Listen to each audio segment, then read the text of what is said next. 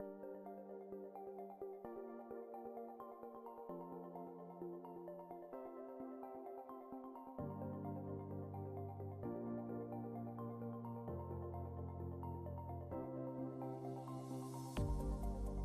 Assurance Service provides a comprehensive solution for managing asset publishing. It enables users to check the publication status of assets within the Asset Management section and to publish them as needed. Additionally, the service allows users to monitor the publication status of dependent assets, both inbound and outbound, and to publish them as needed. This feature supports all cloud application integration asset types and task flow assets from cloud data integration.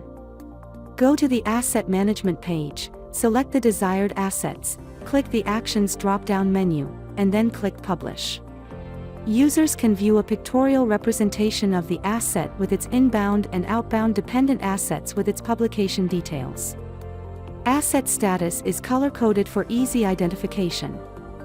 Blue indicates a published asset, gray signifies an unpublished asset, and light blue denotes an outdated asset. Inbound dependent assets are visually represented by a green line, while outbound dependent assets are indicated by an orange line. The system displays a list of all the available outbound dependent assets. To publish an asset, select the desired assets and click the Publish button. The job has started. To monitor its progress, click the Refresh button. Users can view the final status in the Job Status column. Published assets will be indicated with a green check mark, and failed assets will be indicated with a red cross mark. If you hover over the cross mark, you can also read the error message.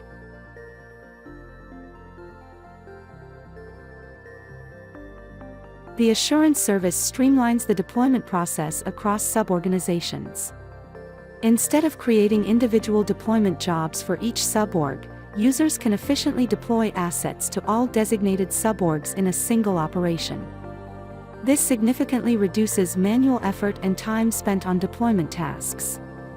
Once you've chosen the asset and designated target organization, enable the Deploy to Suborgs toggle button, enter the target organization username and password, and then click the Next button.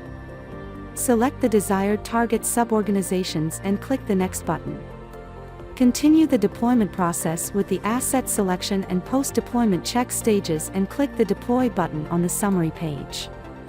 After initiating the deployment, the system will create separate deployment jobs for each targeted suborganization, which can be monitored on the Job History page.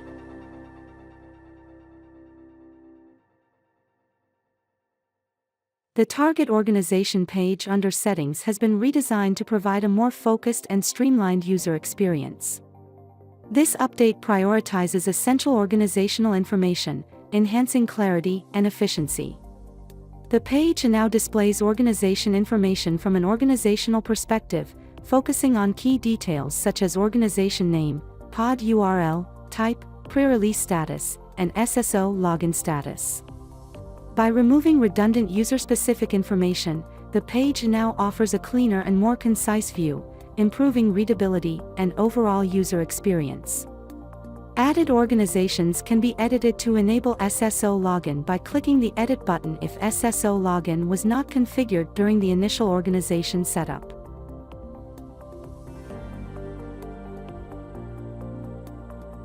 As part of the improvements to the Target Organization page, the deployment flow has been updated as follows. The Target Organization drop-down menu has been streamlined to display each organization only once, regardless of the number of users associated with it. Previously, the same organization might have appeared multiple times per user in the list. The option to select the SSO user or approval-based target organization from the Target Organization drop-down menu has been removed. If the target organization enabled SSO login, then by default the Use Approval-based login toggle switch is enabled. To deploy using native user credentials, disable the Use Approval-based login toggle switch and continue. If the target organization does not enable SSO login, the SSO login option will not be available. In such cases, proceed with native user credentials. For target organizations registered one or more times, with at least one registration done using the single sign-on method, the system will consolidate these into a single entry for that organization. This consolidated entry will appear in the list of target organization options, offering both native and single sign-on methods of authentication, with single sign-on set as the default. For target organizations registered one or more times, with none of the registrations done using the single sign-on method, the system will consolidate these into a single entry for that organization. This consolidated entry will appear in the list of target organization options with only the native authentication method. These consolidated entries will not be tied to any single user and can be used by every user within the respective organization. Users can refer to the user manual and the network community portal to learn more about the product. The corresponding URLs are listed in the description.